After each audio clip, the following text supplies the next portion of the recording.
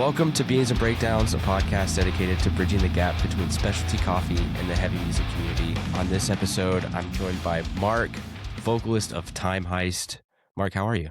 Good. I just woke up. It's 8 I'm a.m. where I am. I totally forgot that you're in Colorado. Mhm. So I apologize for saying 10 Eastern. I would have. Oh no, I knew what you meant. I would have adjusted. I see that you're in your element right now. What are you cooking up? I am about to make a pour over.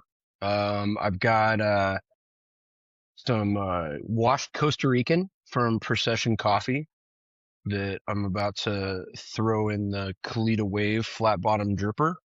I'm gonna make myself a little pour over real quick while we're talking. Nice. Figured I'd flex on a lot of your guests that just show up with Starbucks. There's a couple they've definitely shown out. I remember Pat from my God, Fit for an Autopsy came in with like notes. Oh. He had like a notebook of all his favorite Wow. coffees. So shout out Pat. I have a special coffee today. It is one of the first coffees I ever roasted. About almost 2 years ago, maybe a year and a half ago. It's an anaerobic Colombian coffee from El Paraíso, which is Wilton Benitez, and it's the pink bourbon. I've had something similar. I may have actually had that exact coffee. Does it taste like pink Starburst? It does. It has like a ton of I think passion I've fruit. had that one or one similar to it before. This was like the hardest coffee to keep on the shelves. Yeah, one of the shops that I worked at had a similar Colombian. And yeah, it would just whenever we got it in for the season, it would just fly. I got to meet Wilton Benitez one time. We had a coffee event in Montreal, and he came to give like the day before to give a little chat about how he does his soil science and like their biofermenting and stuff like that. And he brought like 20 coffees to cup, and it was some of the most interesting shit I've ever tried in my life. Like rum aged. I mean, why would you do that? Why not? I mean, if you have the, it was and weird. That's one thing that's interesting about Origin is like, you know, some of these guys and gals are doing this like on the most shoestring of budgets, and they make amazing coffees. And then there's other dudes who like have a bunch of money and are like, oh yeah, let's like expose it to oxygen for 30 minutes and 42 seconds and see what that's like. And then we'll freeze it for 7 days. And like, yeah, it just depends on how much money they have, which usually is not a lot, but that's what I'm not 100% what your background is, because I know that you come from the coffee world, but I've heard a lot from friends and even my experiences, like with direct trade, there's origins that get a ton of money from our market.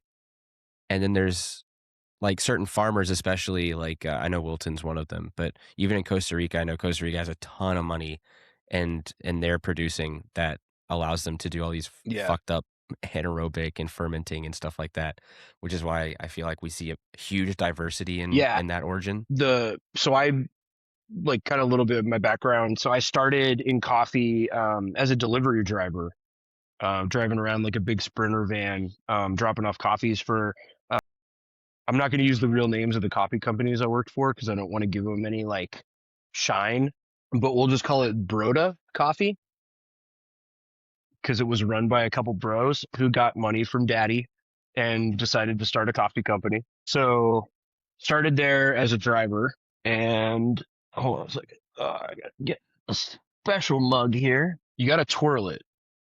That's what a lot of people miss in the pour over. Yeah, you got to do the Rouse. Oh, jeez. The Row. What do they call it? The Row spin. Let's sit down here. Okay, so I started in coffee as a driver, and made the foolish decision of asking if I could be a roaster. and had no idea what I was getting myself into. And a couple years later, and according to the doctors, 15% of the use of my right arm. I stopped roasting there and fucked off and went on tour with Street Dogs for a little bit and did merch. And then when I came back, I started working for another roaster, and worked for them for about a year. And then they merged with another coffee company that I'll call Fuckleberry Coffee Roasters. And I worked for them for like a little bit before the pandemic, a little bit after the pandemic, and then left there. Yeah, fuck that place. But I roasted it both, and after I got back from tour, I did like a little bit of time as a barista, like switching back and forth between roasting and then working the bar on the days that I wasn't roasting. Yeah, the first one I So I worked mean, on was that's a like a ton of Lila. experience with the I don't know if roaster. you've ever seen a Lila, but they're like the Brazilian version of a Loring. Uses like a recycled heat exchange. Um, the thing was massive. It was probably the size of a like minivan. Um, we had one guy come in who worked for us who said it looked like it was haunted, held together by some kind of dark magic. Is what he described it as. It didn't have a chaff can. It had a trash can under the chaff like chute, and it would get clogged frequently. So the procedure was watch for smoke from the other side of the bin, and if you see it smoking, they had a coat hanger that was bent in like a very specific way, and you were just supposed to shove that up the chaff dispenser or whatever the hell it's called, and just poke out the clog until it dropped into the trash can. Yeah, it was so not safe. God. So my last bit of roasting Oh, experience, okay. I was roasting on a topper, which is like a Turkish made. It was like a 5 kilo. Mm-hmm. It was very old and very scary. And all manual. And so we had like the pipes were installed by the owner of uh the roaster and like the landlord, I guess. Oh. And the chaff collector was starting to burn out at the bottom. Like they had holes in it, Mm-hmm. and I had patched the Mm-hmm. holes with like Mm-hmm. some like sheet metal and like metal tape, like duct tape that you put on like air conditioned ducts. And it was starting to burn out. And then one day this guy who was like a regular brought in some coffee. He's like, I have like 5 pounds of beans to roast. And we're like, oh, okay, that's cool. And we like looked at it, we're like, oh, that's interesting. Looks weird. Um, and he said that it was only like 6 months old. That shit was old. It had so much Was it chaff. As soon Robusta? as I put it in, I was like, oh no, it's so dry. And I can hear the chaff starting to ignite in the roaster. And all of a sudden I see, yeah, I had to be. It was bad. It wasn't very big beans though. That was the thing. It didn't look like Mm-hmm. Robusta. And really haven't roasted any Robusta because we're a specialty coffee shop. We're not a like traditional shop. And so Mm-hmm. all of a sudden I see like embers starting to like I kind of see embers starting to come out. And so my boss opens the door to the chaff Well, collector, yeah, and he and also just introduced it's a just bunch more oxygen flaming into chaff. it. Like, So as soon as he does that, we're like, the roaster's on fire. And then as soon as we catch wind, that's the thing. So as soon as he opens that, the oxygen goes back in through the exhaust, and then the whole cooling tray, just black smoke starts pouring out of the cooling tray. mm-hmm.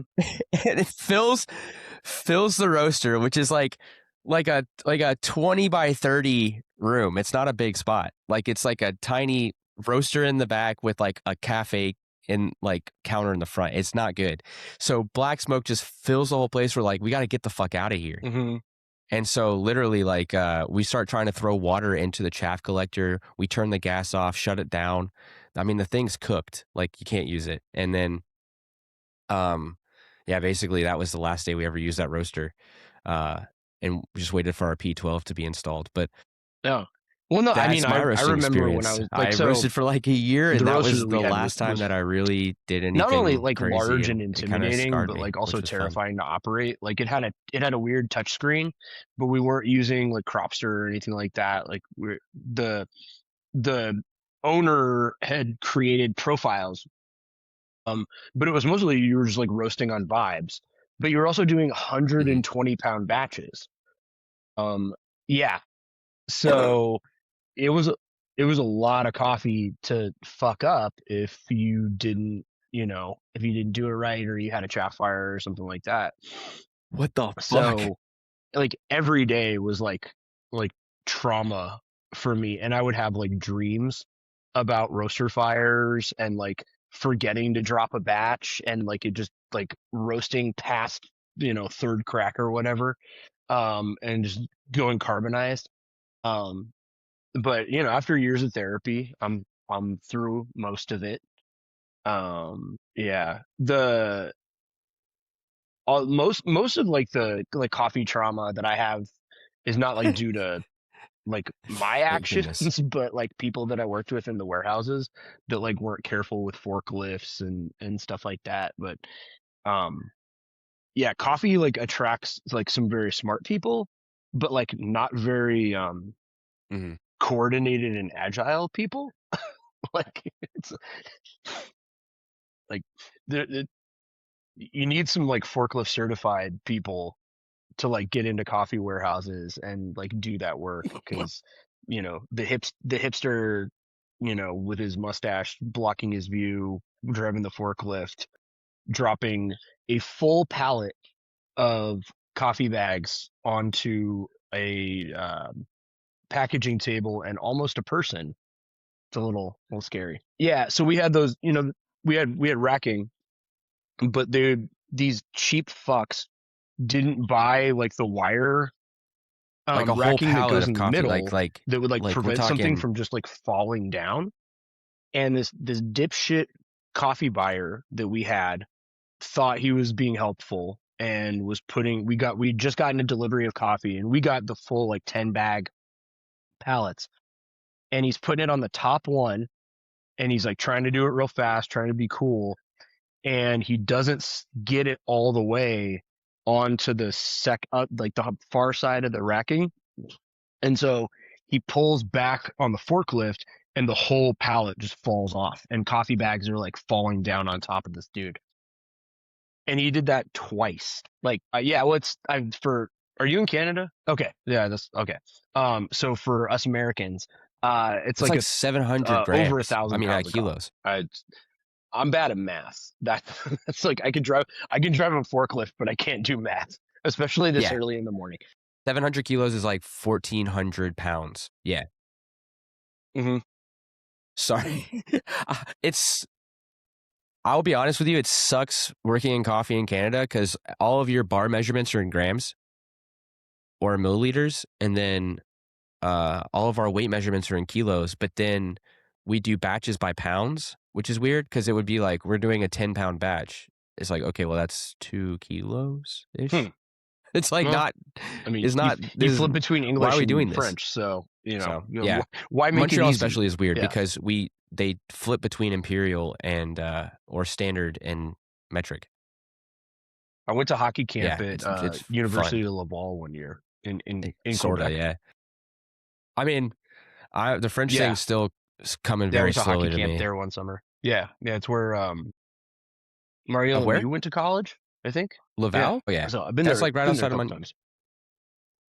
it's like right outside of Montreal. Well, you'll also be interested to know that my current occupation, I'm a Shit. Zamboni driver at the facility. Well, we have a reason to Yeah, the celebrate because facility where the Avs practice at. Caulfield just got his 50th goal. So I mean that they're they're the Colorado Avalanche, but I was wondering. they play in Denver. The Avs. No, not the Habs. Not the Habs. No, The no, no, Habs no. practice The in Avs. Denver? The Avs. Yeah, Avs, Habs. Same. No, no, no, no. No. But yeah, I got it. I got into Zamboni Oh, driving. the Avs. I thought you said the Habs. I did it like 20 years ago. And I actually 20 years ago I wrecked a I was Zamboni, like, the and so I Habs. left that occupation for a little while and just got back into it Um, within the last year. And actually, I recently ran into the guy who I was working for when I wrecked the first Zamboni, and he didn't even remember it. He was like, "Yeah, I totally had forgotten about that. There's been way worse crashes since you left." And I was like, "Awesome. That makes me feel so much better." But yeah, it's the honestly the best job I've ever had. I'm having the most fun, I and feel like being a like Zamboni kind of just driver looking is around, like so I feel like I specific, could but it literally anywhere I like once go, you find I that could get a niche, job because there's there's no actually like a like you have a shortage guaranteed job for of life. people who want to be operators. And it mostly it's because of the pay.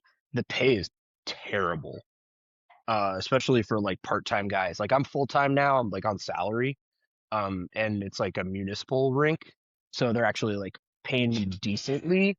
Um, but like starting out, like as a part-timer, like you could make more at Chick-fil-A than driving a Zamboni, which is, I mean, Hmm. I don't believe that there's no such, I believe that there's no such thing as unskilled labor. Like every job is skilled. Um, but like the fact that, multi-million dollar facilities can't pay a better wage than like a fast food joint, there's something there. So, but if my boss is listening, because he's a hardcore guy, I love my job, Wes. I love my job. Mhm. Yeah, I'd wonder what Mhm. I'd wonder like in Canada if it's different because I know here a lot of that stuff is unionized. So if it's like a municipal rink, then you work for the city, Mhm. and the city jobs are really, really well paid and really well benefited. Mhm. There's a guy who Well, plays in a band from here called Puffer, and being a he's like a trash man. Like he just sanitation does worker the garbage truck, throws the um, garbage in the truck, is the works like most 4 days a dangerous week, job in America. and he can go on tour whenever he wants, and he gets paid like Yeah, like there's 40 bucks an more hour. injuries and incidences in like trash collection, sanitation than there are in like most other occupations. I think like arboring, like cutting down trees and stuff like that is like after that, and then I guess like that does make being a sense. cop is like number 20 on the list of like most dangerous jobs. Assholes. Assholes. So man, I gotta shout out my mug here. So we played Budapest a couple times. We've So been who there wants to be a twice. We're going cop? back this May. And a dude who came to the show made these mugs. He took the flyer Assholes. and he put it on a mug for us. Yeah. So, and they even got Denver the Last Dinosaur. I know there's like too much light, but for you old heads that watch Saturday morning cartoons, you'll remember Denver the Last Dinosaur. That's so sick. Young young kids, look it up on YouTube. He was like the whole premise of the thing was like these kids were playing in a construction site and they found a dinosaur egg and it hatched and it was like a rockin' skateboarding like radical dinosaur named I Denver. don't know if that was before my time or not. I can't remember that cartoon. The Yo, shop that I yeah, spend the most time at is Procession. I remember that. Shout out to Josh and Steven. I They're great that's dudes, sick. like both involved in the hardcore What was I scene. gonna say? I had a Um, thought, and it just it's escaped my brain. become one of those Is there shops in any Denver where you can go in your in and pretty area? much What would you say guaranteed to is see your somebody go-to hanging out shop? there that you know. You want to give a shout out? A lot of people from the music scene, especially the hardcore and metal scene, have started like hanging out there. Um, there's another shop that's close to my house that's like kind of punk rock owned called Torpedo. Shout out to them. They've always been like really good to us. We like recorded on that side of town for our last 7 inch, and that was like our go-to spot for coffee runs while we were recording. Um, and then let's see who else I want to shout out in Denver. Little Owl, very cool shop, run by some dudes from that lived in New Mexico, which is actually where I'm from. Also kind of hardcore adjacent dudes. That's like the if you're in Denver and you're downtown, Little Owl is the shop to go to. Um, Denver has like so many great roasters. We've got Sweet Bloom, we've got Queen City, um, we got the coffee scene here is awesome. But I would say like if you're in Denver, and you're like in the city center, you got to hit Procession and you got to hit Little Owl. Those are the two go tos. Yeah, that's most people's like perception of Denver.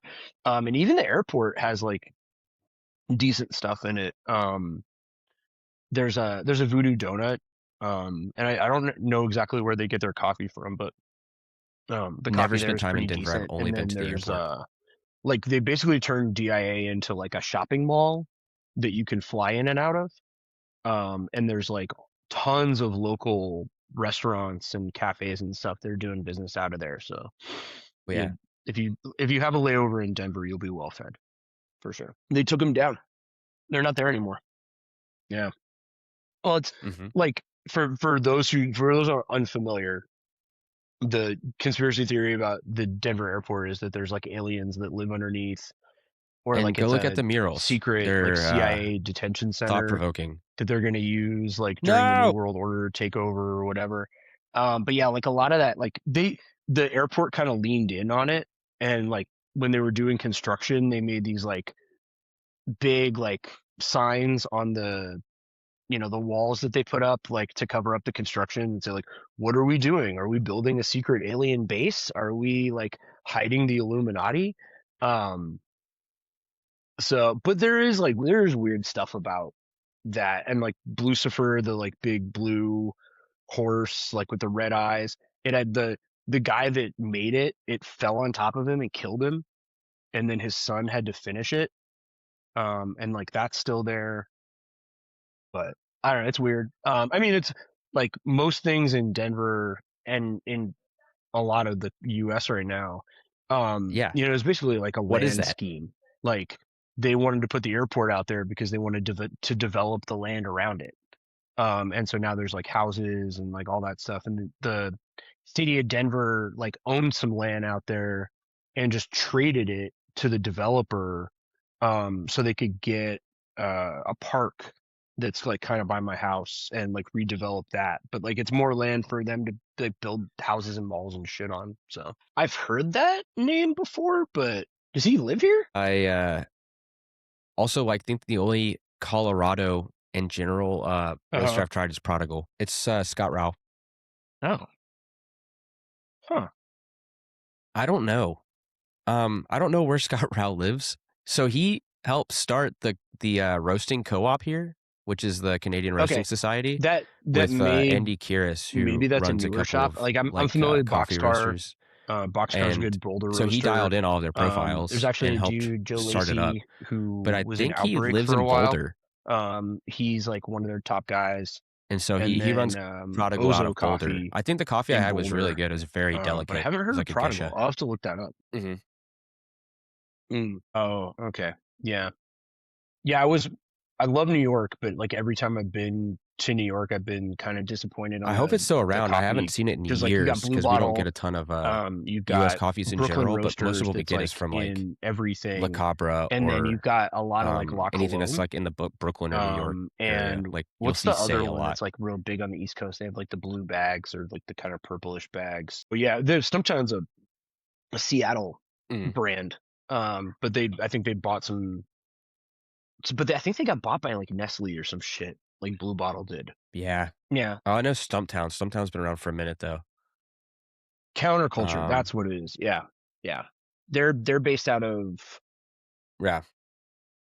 their main places in like the Carolinas. Okay, yeah. I feel like there was a big trade. I haven't had Blue Bottle in the longest time. Same with Stumptown, but If you Counterculture can is get another one your that's big hands on the on East it, I Coast. would One of my get some first coffee from Sweet Bloom.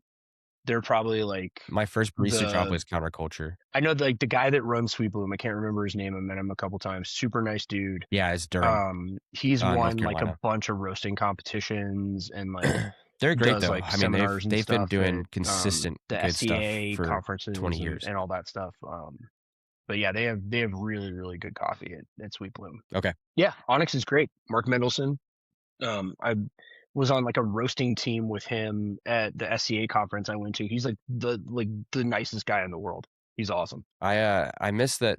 Like I haven't had any Mm. American coffee in a while, and I remember when I was during COVID, I had to travel sometimes, and I'd pick up like Onyx. Love Onyx. And there's some like there's a coffee company from here Their stuff who is had incredible. they Like, have even like their really good blends packaging, really that good they do, marketing. like, But super somebody interesting, like like, they'll didn't take a think this wash through, in a and natural they had a Ethiopian deal and where blend you it and stuff could like that. sign up for their Super subscription, creative. Plus their packaging, I'm a sucker and for marketing. you could sign up for like the So, four you put it in a bags box that's every embossed in 2 weeks black, or give me that whatever, coffee. but they wouldn't charge your card until like the second order shipped. So you could sign up, get the 4 bags of coffee, and then cancel it, which like from a normal roaster, I would feel bad about doing that because I'm like, oh man, I'm ripping off like a mom and pop.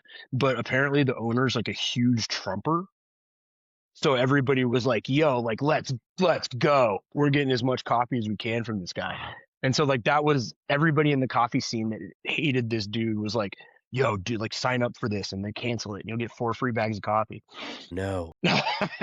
Yes, I'm very familiar. I did a roasting class, and one of the guys that was in the roasting class came out from I think they're based in Utah, came out from Utah to take the class with me, and I was like kind of talking with him, and he was a nice dude, but like they do at the end of every year, he told me they give you a rifle like as your That's like Christmas Black bonus, Rifle. Are you familiar with Black Rifle coffee? which I'm into guns, so I think that's awesome. But also like they're a merch company that also makes coffee. Like they're not a coffee company. Like that's their whole gimmick. Yeah. Yeah. Well, and that's what it ends up It's being Nine is like Line. most coffee companies Yeah, like Nine Line Apparel. I feel kind of like like just they had a shop in buy Savannah, which is where I'm from. whatever cheap And beans I thought that they and were they from roast the Savannah, shit but out I of it may be mistaken. and then they put it in I thought like that they whatever were their local, but cool packaging my was. brother was always like, "Oh yeah, Like the Black first Rifle," and first I'm like, coffee "Dude, company I why are you worked at, supporting this they got fucking a contract weird to ass do white business?" label for some So cafe in South Dakota, and it was right by a fracking field. And so it was like fracking branded coffee. And I'm like, this is disgusting, like on so many levels. Like, you know, if you don't read about it, global warming is going to reduce the area that coffee can be grown in by 50% within the next 40 years or something like that. So like that's I think a lot of people like don't realize is that, like specialty coffee is like endangered because of global warming and climate change. And like I know like this year like Ethiopian crops were like not that good because they didn't get a lot of rain, and like Central American crops did really good. Like if you love coffee and you like specialty coffee, you should be interested in stopping or at least mitigating global warming because all of that is going to go away. Mm-hmm. absolutely, yeah, that's something that like I it's like a very very deep rabbit hole that I dove down for a bit, Mm-hmm. like learning about like the global trade Yeah, and like yeah, the harder to grow. geopolitics of it and everything like that too. And it's like people don't realize how I mean, I was preaching on it for a while, but like your Mm-hmm. $4 cup of drip Yeah, from your yeah, favorite and cafe, I know there's some people that are with experimenting like, with the hipster growing branding, coffee in California. there's a reason that it keeps going But up in like I price, know and it's there's because a lot of like people have it's harder tried to it grow or like, coffee yeah, every this is year just it's because of crap. Like climate change. it's not good coffee. Um, Not to mention like yeah, defects the geopolitics and of it like are the like yeah, like coffee is the potato second defects, highest like traded crops are getting destroyed commodity in by the world like invasive behind oil. species. It's a lot of shit like that.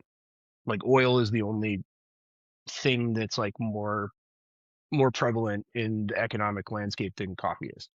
Um, so you think about like what's going on with oil now, with what's going on in Iran and all that stuff, and then think about how disruptive it would be if um, they put insane tariffs on coffee, which fucking they could decide to do if some Central American company doesn't play ball like they like. Historically, they haven't done like crazy tariffs on coffee because it is such a widely used product, but that's something that could happen.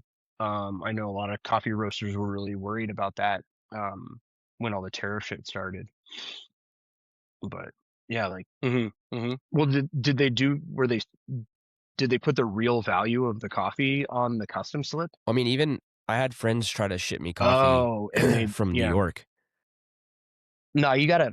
whenever it arrived, I Here's what paid you do. $50 You have somebody ship you in coffee, duties but because on of the the tariffs. custom slip, you put that it's a gift So, and that and that was the just because it was like value a is gift, like $5, and it was and 4 bags of then you coffee. won't have to pay the extra stuff. We do, because with the band we ship a lot of records to Germany I'm and not sure. Europe, I think it is and because it did whenever I ship from do the that, roaster, like I never put the actual but it was still value like of it's a fuck ton what of I'm money. sending on them, because then they'll jack up the customs duties and stuff like that whenever it gets to its destination. So yeah, uh, I love the Germans.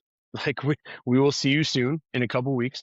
They're gonna be really mad that we don't have vinyl for the new record, but Yeah, they'll deal. I But I yeah, was I mean, shipping like merch to Europe uh, quite a bit, but then once the Germany tariffs just has like a happened, great hardcore scene, I was like, I think it's going to and cost too they much fucking have money. So like then I shut the the thing merch store about down online. Europe But that it's makes surprising how it much so great merch to Germany tour over buys. It's there crazy. What are y'all doing is out there? a lot of their arts are funded by the city or the district or whatever.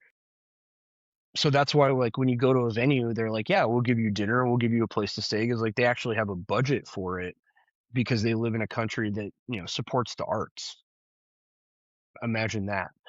uh, same thing with a lot of other places in Europe. Like, there was the show we played in Germany last year, and it was in like this kind of like farming community. Like, there was like a tractor factory there or something like that. It was a beautiful, beautiful city.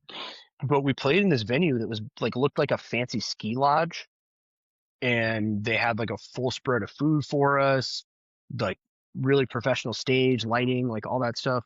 They took the flyer and they made like movie poster size posters of the show flyer, and were like handing them out for free to kids that came to the show. And it's like, who pays for all these stuff? It's the city. Like, we just get money from the city and we do this. Um, so that's when you see bands that are like going to Europe more than they're playing the United States, that's one of the reasons, is because it's better supported over there. And I don't know how we can duplicate that in the US, but if somebody could figure out how to get their city to pay for hardcore shows, figure it out, somebody, because bands will come to your city multiple times a year if you can um, provide them the same level of hospitality and stuff as Europe. Um, not to say that, like, not sorry, go ahead. Oh, I was gonna say, not to say that touring the U.S. isn't fun. I love touring the U.S., but it's just very different from the band side. It is, yeah, it's It'd be very great. expensive, and it's gonna get worse. I know, like, they're expecting gas in California to go up to $8 a gallon. I mean, even in Canada. So, well, we were No, going go over ahead. in May. We'll be in Europe May 5th to May 24th. So that'll be cool. But I mean, I'm sure gas prices are probably high over there. It's very expensive. Very expensive. My daughter just brought me a box of crackers. Thank you. Time to book a Europe tour. I got into hardcore. I've told the story before on a couple of others. I got into hardcore through shoplifting. Um, my friends and I'd I be interested to would go know. to this I like have friends CD that are over store, there. Apes and Don't like Try. fill up They're backpacks touring with right now. CDs, So and then pretend I like we kind of want to forgot to hear how check our their experience. It backpacks looks like at they're having the fun though. front desk, and have them put them behind the metal detectors, and then we would like go around Nice. and pick them up. So just like from Well, grabbing tell me a random bit stuff how that you got I into like the cover hardcore. of, and um, finding out about bands that way, and then Beavis and Butthead. Like, I found out about punk through Beavis and Butthead, like Rancid videos and stuff like that. And so just kind of went from there. I grew up in New Mexico. There was a scene, but it wasn't really big, and you really had to like dig for it to figure out where the shows were and all that stuff. And a big part of that was like venues would get shut down all the time. So, have a venue for a couple months and it get shut down, and you move to another place and that would get shut down. So, and then just like going to CD stores and not shoplifting, but like, grabbing stuff that, I'd read the liner notes and like, okay, I bought this Madball CD. Who did they thank? and look at all the bands that they thanked, and then go to the CD store and be like, oh yeah, Madball thanked them, I'm gonna check it out. And just like finding stuff that way, because you used to be able to go into a CD store and take a CD up to a counter and just be like, hey, I want to listen to this, and they open it for you and they put it in the CD player and they give you headphones and you stand there and listen to it, and if you like it you can buy it, and if you didn't like it they just kept it and you went on your way. um and so there's a lot of stuff that I found out about that, and then like from talking to older dudes um who were into hardcore and just asking them like, hey, what band should I be listening to? Because when I got into hardcore, I'm gonna do my old man rant here. There wasn't, streaming sites. There was barely an internet. Um, so you really had to like make personal connections with people. Um, and if they liked you, they would let you into their little club and tell you what the cool bands were and what to listen to.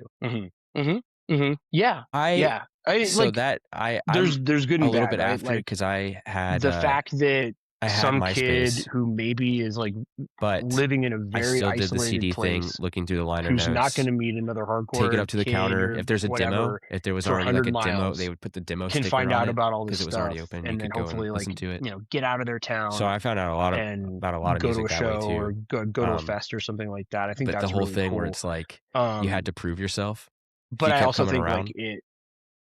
I feel like like for we're younger missing a kids, little bit like of there's that today. probably an overload of exposure to where like there's just so much new stuff coming out that it's hard to sift through everything. And then you got these old heads that are like, oh, like why don't you like, this band that only had one 7-inch out and it came out in 1987, and that's the band that you should be listening to, not fucking Turnstile. Rah, rah, rah, rah, rah, rah. Hmm. But it's like, yo, like a new demo comes out every day, and these kids are just trying to keep up with what's current. They have absolutely no time to go back to your time and check out what you like. Um, maybe they'll get around to it, but there's so much new shit coming out that, why bother? We're at an interesting time because we have so much music that it's bands are starting Yeah, to there's be influenced there's by there's a young the band from here influence. You know called what I mean? Hostile Like Takeover, instead of being and influenced by they're like they're very much like a Madball, straight it's up like bands are hardcore starting band. up They just because they dropped a heard demo, like Trapped Under Ice or they heard Speed, and which is they're like definitely the like into influenced like a of lot the of the like influence. Like it's the third degree. Rev So it's 88, very interesting Straight to see where we are Ahead, now because I see a lot of that.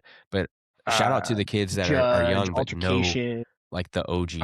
Antidote, Like like I see a a lot of lot of kids that rocking stuff. on Broken Wings Um, stuff because they're and into then like there's that other bands from brutal like here that are metalcore like shit. the It's really cool. MySpace white belt revival kind of bands that are getting popular now.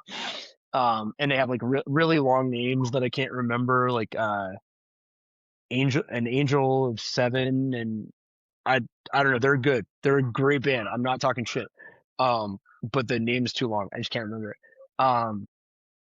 So like there is a little bit of like retro kind of stuff, but my criticism of that is it feels like it's more about aesthetic than it's a cosplay than it is like, because like you've got bands like we'll go back to Madball. Madball's a great example.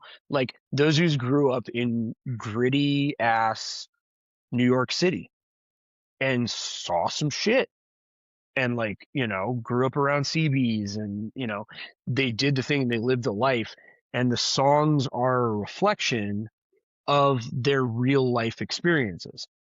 And that's what makes hardcore different from every other music, is it's grounded in reality. You are singing about lived experience. You are not singing about someone else's Hmm. lived experience, because that is inauthentic. And hardcore is about authenticity. At least it is to me. Like, I'm not trying to tell anybody else what hardcore should be about, but to me, that's what it's about. And I think there's a lot of younger bands that are like, oh, like, I like the youth crew aesthetic. Let's start a youth crew band. but then they like have the aesthetic, but they're not straight edge.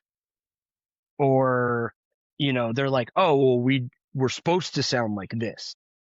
And so they like, they do all the, derivative shit that a million other bands have done, but they don't take anything and make it their own, and they don't move it forward. So it's like, oh, I want to listen to a youth crew band, but you just have the aesthetic, or like a tough guy band. Like, and I do like Outburst. If you look at the Outburst like 7-inch cover, you would look at those dudes and then listen to the record and be like, there's no way that the dudes on this record played music that hard, because they all look kind of nerdy. But like those guys probably like, saw some people get stabbed, or, got in a fight with, had chains as weapons or something. Like they lived in New York. But then you've got other bands today that like are like, oh, we're like a beat down band, and they've never beat anything other than their own meat in their life. So like, I don't, I don't know where that comes from. So yeah, I think like not to tell bands like, don't do what you want, or do what you want to do, but realize that like some of it is just an act, especially Yeah. for like a lot of newer bands. Okay, so I'm I'm in my 40s, and we call ourselves a youth crew band. So shout out to the unks who are keeping it real. Well, yeah, I was like, whoa, whoa, whoa. Well, like, Yeah. I I that's I mean, I think there is something to be I said for completely like, understand that. there might be some dudes out there That's why who it's funny, had like this always whole youth wanted to crew do a band, revival. Like I've and seen now some like bands they around have the here that are chance to do starting it up, because and they're hardcore's like having a moment, youth and crew it's a lot bands, easier to like get but all something the dudes going. are like But if pushing you were 40 like and it's their first a band. dude who was like a metalcore Bro, guy, and then you realize like youth crew's having a moment, so I'm going to change my whole style this is not to to do shit. this band, and I'm going to dress This is no differently shade to you, because I was while not calling playing in you the out band than I inadvertently. would have, going to work or No, no, going to no, hang out no. with my friends or whatever. Like that's corny as fuck. So I think that's more what you're talking about, is like the cosplay, like all of a sudden, oh, this is neat. Let's do this. Yeah, it's be 22 years this year. Mm-hmm. Yeah, that's what I'm speaking to. Exactly. Yes. Yeah. That's exactly what Yeah, I'm and that's, speaking to, because we you've hear really a been lot of straight edge for a like, long time. oh, And I really like your band, but I'm not straight edge. It's like, yeah, you don't have to because I be can hear it straight edge in to Time Heist like, music. I'm like, this dude like has clearly been straight I edge and I walked don't the do walk, cocaine and this is or why it like makes go on sense. panty raids. I love Because I have Murphy's friends Law. they're pushing Like like you don't, 25 years of straight like it edge, doesn't have to be your and shout personality out to those guys, to because I mean, do the I was thing. straight edge for Like, 5 years you can until just enjoy I, it because you enjoy it. it wasn't my And thing. like, if So you like the sound of that's it, just, and I'm but not I saying still love like, youth crew music, you and you it should makes me want to listen, be straight like, edge. So it's the I message hate the comes kids that are across. like, well, yeah, I listen to this band, But and all they're singing about is like white supremacy, but I really love the riffs. So it's like, okay, because I don't like the message, but I no, like the riffs. That shit, that's bullshit. That is way different. But like, you don't, like, I'm not on every Time I song being like, this goes out to everybody who's straight edge. If you're not straight edge, fuck you. Like, there's songs that should connect with most people, on like a human level, and you just enjoy it for what it is. But like, that's why we, in a lot in Europe, we had a lot of people who were like, oh, I really like your band, but I'm not straight edge, so I'm not going to buy a shirt. So we made shirts that said, I'm not straight edge, but Time Heist is. And they did pretty well. that's But different. it was just kind of like at one point in Europe, I made a little sign for our merch table that says, tell me about how you used to be straight edge, 20 euros. Because like every single one of those dudes would be like, oh, I'm not straight edge, but I used to be. And then they would like tell me the story of like why they're not straight edge anymore. I'm like, I don't care. Like, I really don't give a shit. And I don't have time to listen to you rant for 20 minutes about why you decided not to be straight edge 15 years ago. good for you. Let me talk to the next person. Yeah. That's sick. Yeah. It's like they are. Yo, you know who's the worst about that? French Canadians. And they will come up to you drenched in sweat and be like, "Can I try this shirt on?" And it never fits the first time. It never fits the first time. Mm-hmm. Are you gonna buy a shirt or not? That's my question. They're gonna ask to try it on first. Yeah. Oh, yeah. Dude, I live here. No. What size are you? No. What size? I go, what size is that shirt you're wearing right now? That's what size you are. Because I'm not, I'm trying to sell shirts. I don't want to have like a pile of try-on shirts that some sweaty dude put on. Well, Bayway, we play with Bayway. I'll give it to the Europeans. And, you know, those like, dudes are from New Jersey, so like they're very blanks much New that Jersey we can people. source in the United States that you really can't get in Europe. The bassist, he's running merch, which is like he's also a tour manager for like some other like metal bands and shit. So he deals with bullshit Belgium, all the time. Shout out Nico. This guy comes up, printer merch over there, dude, and it's like common soaked. European. And he tried. He's like, so like all I have to do is be like, yeah, it's printed and the guy on. Hands it to him. Gildan If you don't buy that fucking jersey, I'm gonna. Do you know what size you wear in Gildan Hammer? Yeah, of course you do, because half your other shirts. You're buying that Hammer. fucking jersey. That's the size. And then the guy's like, "All right." So I think it tricks people up when like if we were to come over there with like, it's like, bro, what's you know what t-shirt size? Blanks, when you walk into a store, what t-shirt are you looking for? I don't know what fucking size I am in those. They do a little bit. They're not as long as they were, and they are a little bit more boxy, and they're a little bit like slimmer fit. I will say though, the Gildan buyout of Comfort Colors was awesome because the quality and consistency went way up, and I like a shirt with like a tighter collar, because I think it looks sloppy when it's like all stretched out, and that Gildan somehow fixed that on Comfort Colors. So we were printing all our stuff on All Style. I don't know what size I am. To be fair, Comfort Colors, even that All Style buyout from American expensive. Apparel, those shirts fit different. But it is better quality. Mm-hmm. They're boxy. Yeah, I bought a Shaka shirt from Trail of Lies when I saw him, and it's so thick it feels like a sweater. And I'm like, I sweat a lot, so that's not really conducive for me. I'm like, it's just too heavy. But I did see that Shakaware is making varsity jackets. So if any straight edge people are in the market for cheap varsity jacket, you can order. They're 100% polyester, so you avoid. I recently like, all bought the a shirt from Stab, and they're only $60. And yeah, the Comfort Colors, it's like tight on the neck, fits perfectly through the shoulders. So, and apparently Shaka is also really good for that. My friend Kelly, who does X Sisterhood X, was telling me that she got some like his samples and she really liked them. So there you go. Mm-hmm. Well, I mean, you can blame you blame Flint from Life Force for that, because he was like making custom jackets for everybody, and then has like 4 that he made for himself that he wears all the time.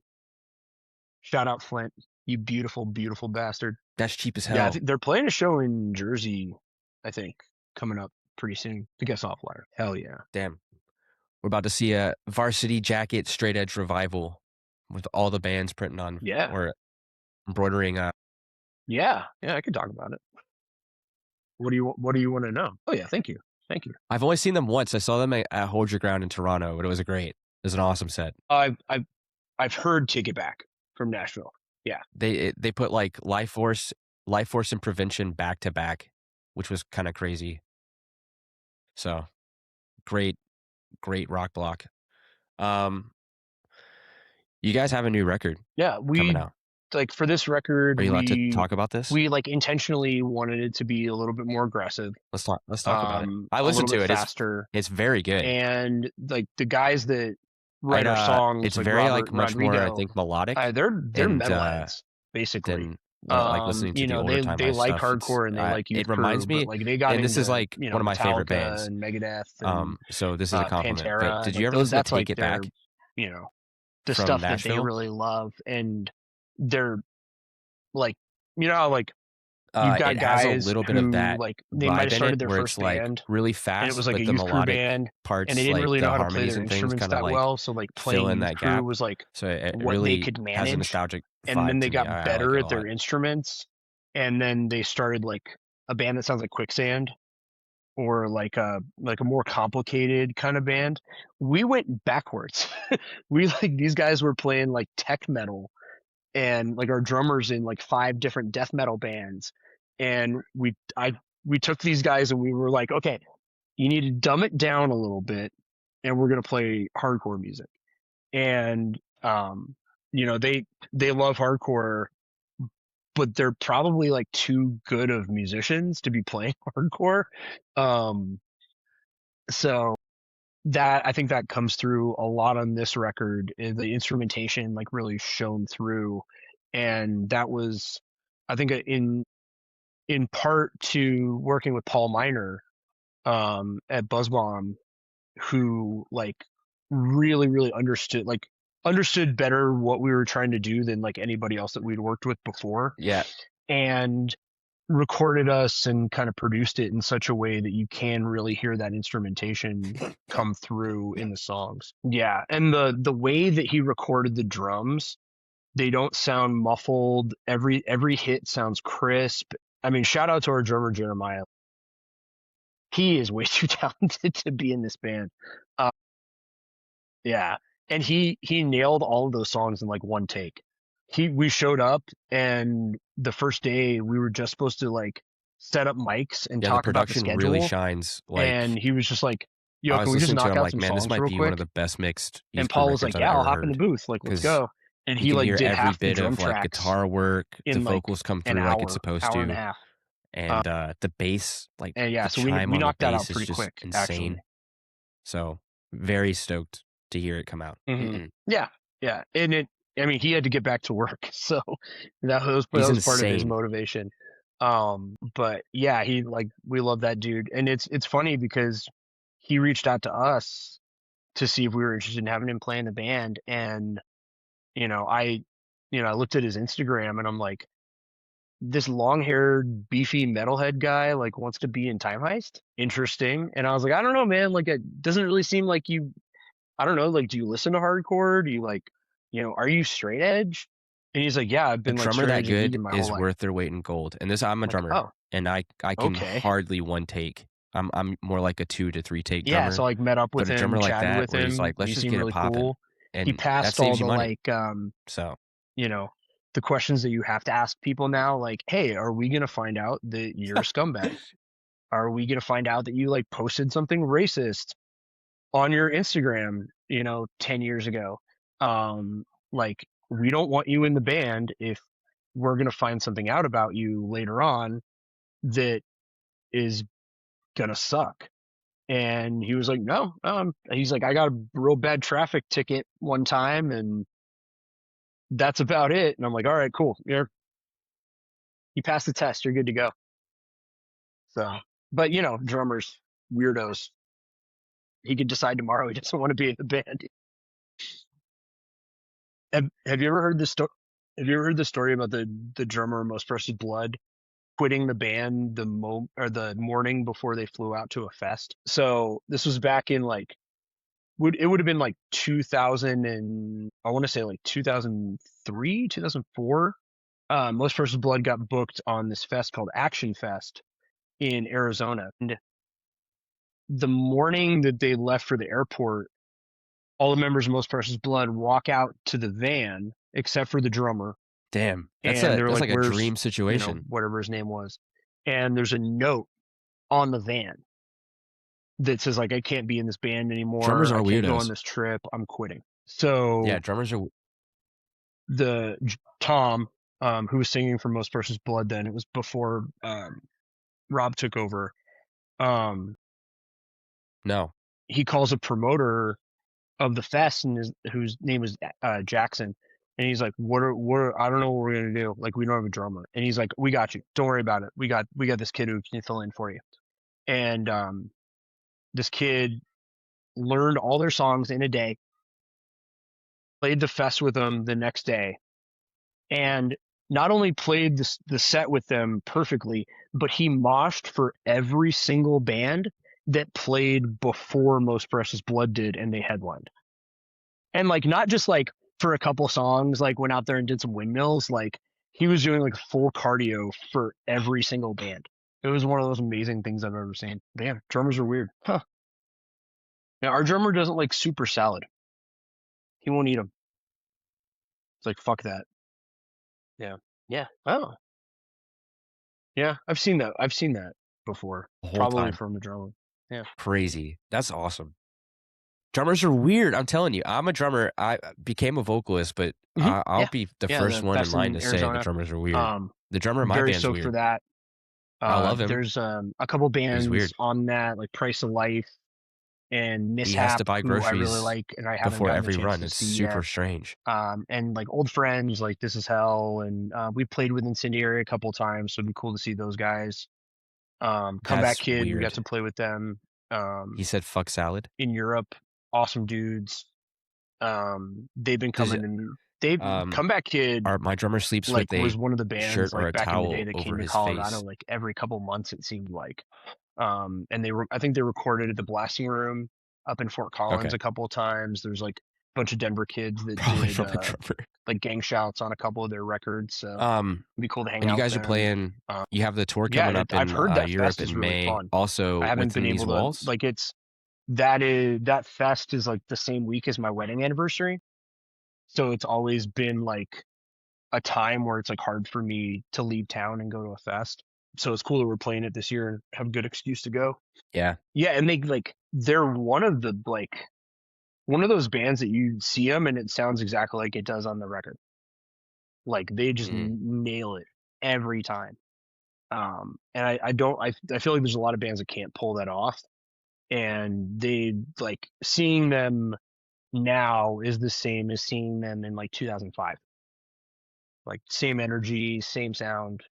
It's sick. Oh, okay. Like Canada's greatest musical export, maybe. Yeah. Yeah. It's weird because Comeback Kid, I feel like they've toured everywhere all the time. They were always on the road.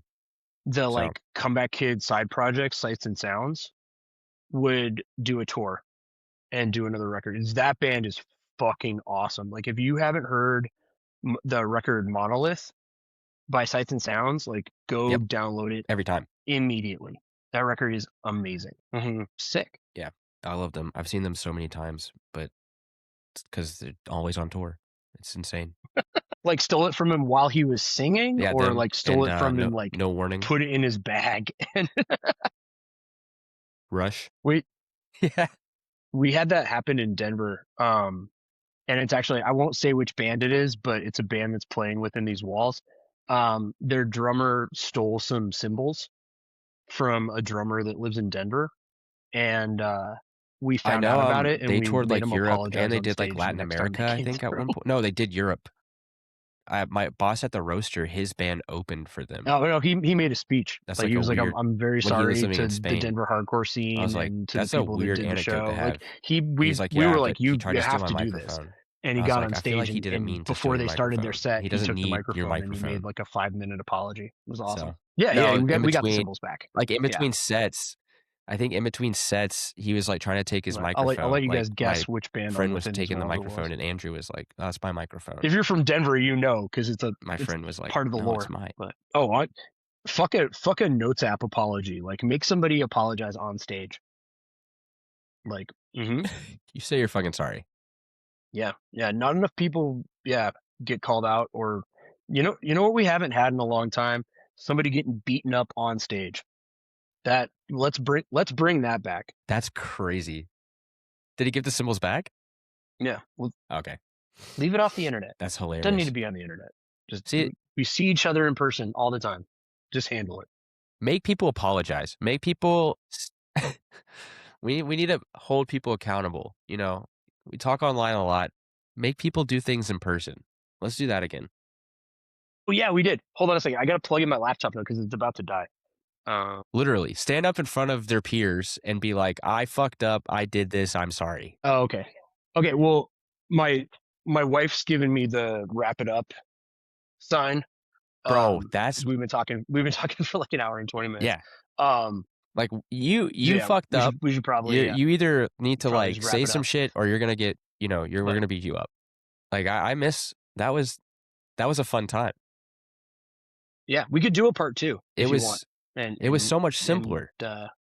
talk about. I could do a whole hour about the Rochester Literally, festival. literally just handle it.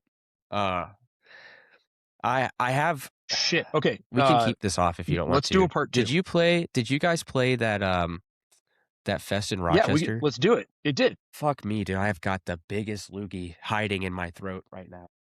Okay. Denver. Okay. Yeah, all day, all day. Yeah. Okay. We don't Oakland. have to talk about it. Oakland. Shout out to RJ and Timeless.